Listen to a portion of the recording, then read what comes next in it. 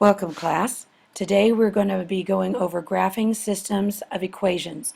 You've done some graphing of linear equations before, but we're going to review so that it'll give you stronger skills as we're going into geometry.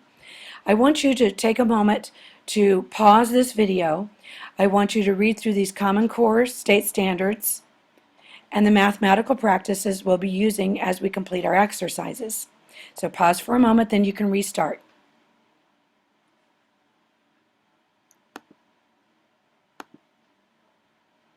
Okay, previously you have graphed linear equations. In this lesson, we're going to determine the number of solutions a system of linear equations has, and we're going to solve systems of linear equations by graphing. Some of the new vocabulary will be system of equations, consistent, independent, dependent, and inconsistent. Okay, I want you to take a moment, pause the video, and write down what you see in this concept summary. Draw the diagrams that go with each of the terms so that you'll understand. When you get that done, you can start the video again.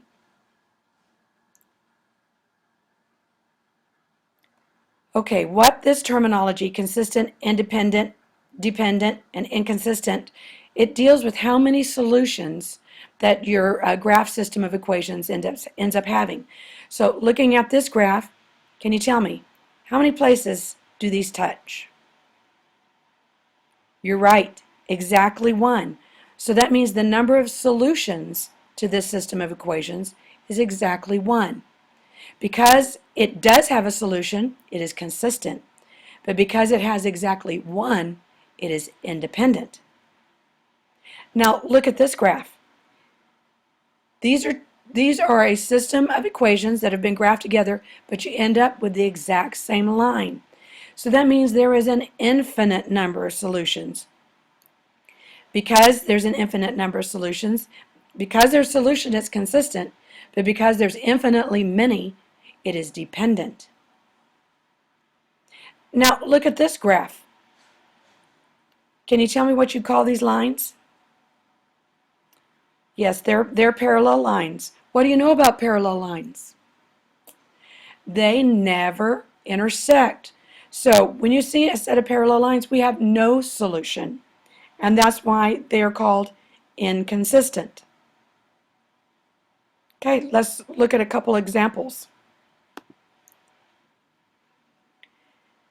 They've already graphed these two linear equations for us. What do you notice about these lines? Are they consistent or inconsistent? Is there a solution? And if it is consistent, is it independent or dependent?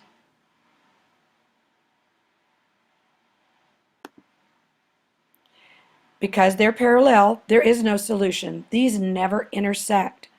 So this system is inconsistent. Again, we have a system of equations that has been graphed. So we've got two linear equations graphed here. Can you tell me, is there a solution? Do they intersect? In how many places do they intersect? So does that mean it's consistent or inconsistent? Can you tell me if it's independent or dependent if it is consistent? The graphs intersect at exactly one point, so there's exactly one solution. So this system is consistent and independent. Now it's time to check your progress. So I want you to pause the video. I want you to read the problem, select your answer, and then you could restart the video so that you can determine if you've got the correct answer or not.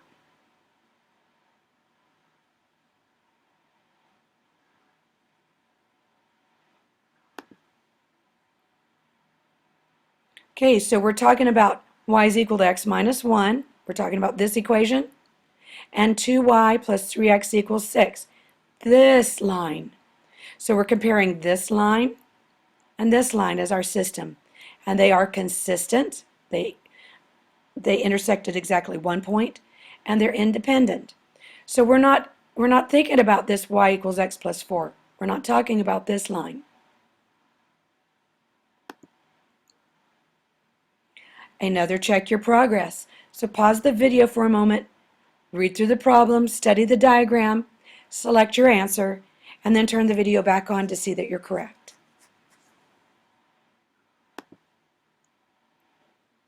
Aha! This time we're comparing y is equal to x minus 1 and y is equal to x plus 4. These two lines are parallel. They never intersect. So this system of equations is inconsistent.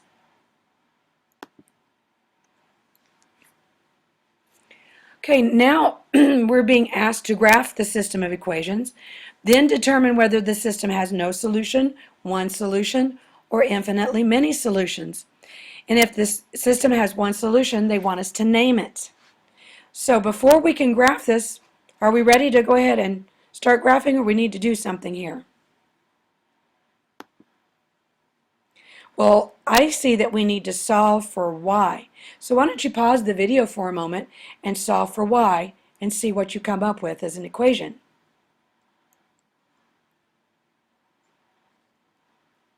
As you see, when you graph it and solve for y, they end up to be the exact same line. So since they coincide, there are infinitely many solutions of this system of equations.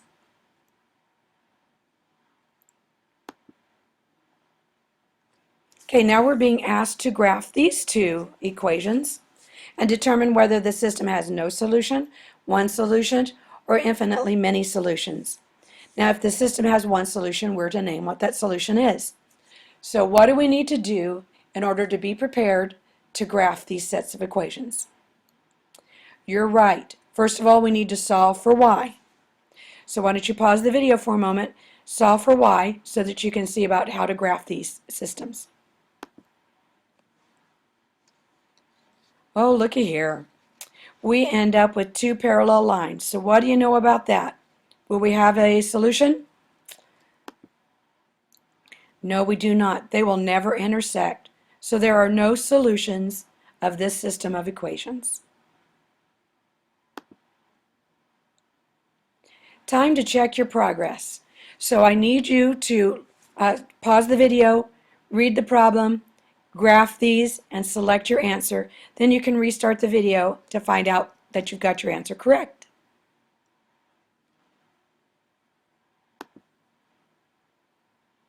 There is one solution, 0, 3. These two linear equations intersect on the y-axis.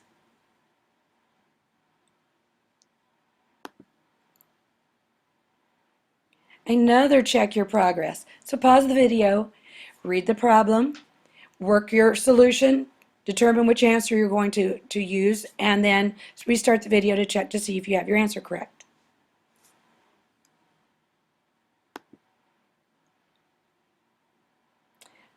This one was a little more detailed. You had to actually solve for y, didn't you? Good job if you came up with no solution. These do end up to be parallel lines. Now, why do we need to solve systems of equations? Well, you know, we can actually use graphing systems in order to solve real-world problems. So let's pause for a moment and read this problem.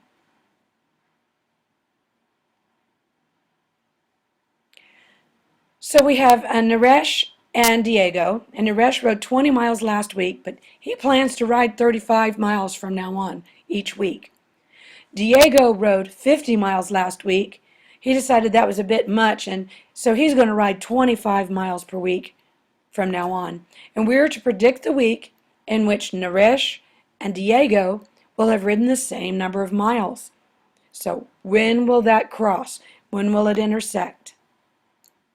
Well, first of all, we need to figure out what our equation is. We have to actually write the equation so that we can solve the system. So we have Naresh, who the first week rode 20 miles, and now he plans on riding 35. Diego, the first week, rode 50. Now he plans on riding 25, and we don't know how many weeks it's going to take or how many miles they're going to ride before they actually intersect and have ridden the same amount.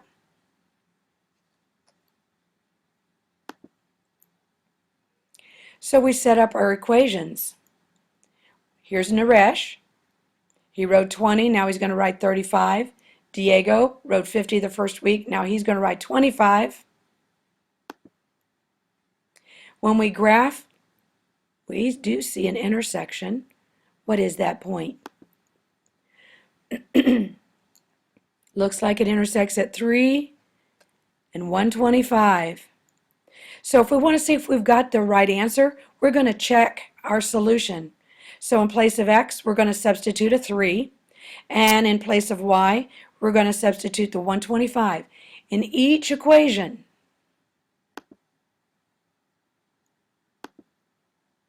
so here we are substituting 3 in for x and 125 in for y. We're going to complete our math. Sure enough, we end up with 125 is equal to 125. So 3 125 is a correct solution for that system of equations. So that means that in week 3, Naresh and Diego will have ridden the same number of miles, 125. How about that?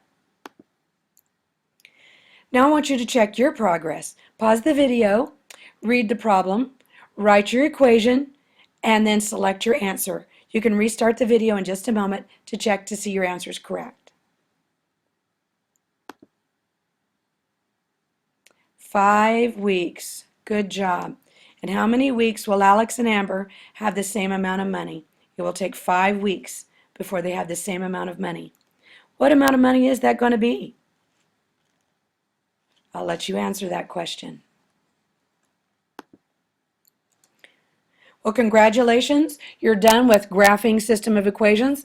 It's now to get together in your group and work on your exercises.